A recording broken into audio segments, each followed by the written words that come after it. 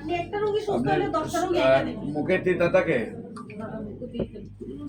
ঠোঁট মুখটা শুকায়, বসার থেকে উঠলে মাথা ঘুরায়, তাহলে মহিলা কাঁদতেছে, কথা কথা উনি অনেক কষ্ট পাইছে। এগুলা কোনো মানুষের কাজ।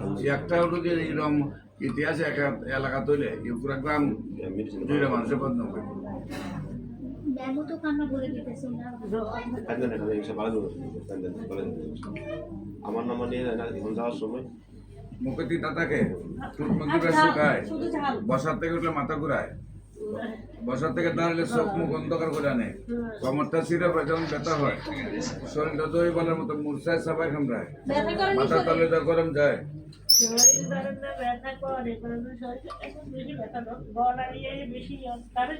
সমস্যাটা তো হচ্ছে গলাতে, কণ্ঠনালীতে, বুঝছেন? হয় আমার লাগে দম ঘুম আটকে যায়, নিঃশ্বাস বন্ধ হয়ে যায়। এটা তো যত বড় হয় ততই আস্তে আস্তে কণ্ঠনালীটা অফ হয়ে যায়।